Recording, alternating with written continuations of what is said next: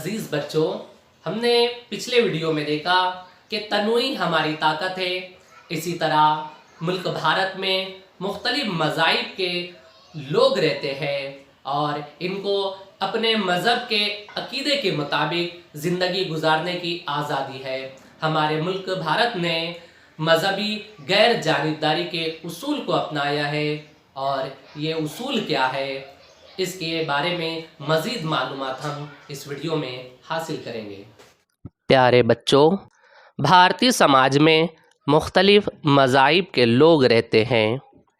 ان کے درمیان ہم آہنگی میں اضافہ ہو اور تمام لوگوں کو اپنے عقیدے کے مطابق عبادت کرنے کی آزادی ہو، اس مقصد کے تحت ہمارے آئین میں اہم دفعات درج کی گئی ہیں۔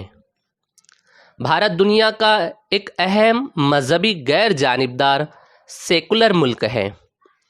ہمارے ملک میں زبان و مذہب کا تنوع بڑے پیمانے پر ہے۔ اس تنوع کو پوری صحت کے ساتھ برقرار رکھنے کے لیے ہم نے غیر مذہبی اور غیر جانبداری کے اصول کو اپنایا ہے۔ اس کے مطابق ہمارے ملک میں حکومت نے کسی ایک مذہب کو بڑھاوا نہیں دیا ہے۔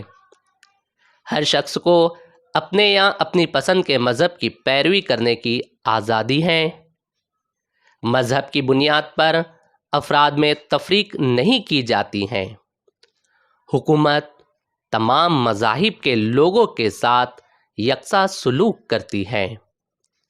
تعلیم، پیشے اور سرکاری ملازمت کے مواقع تمام لوگوں کو دیے جاتے ہیں۔ مذہب کی بنیاد پر ان میں تفریق نہیں کی جاتی۔ مذہبی اور لسانی اقلیتوں کی حفاظت کے لیے آئین میں خصوصی دفعات پیش کی گئی ہیں۔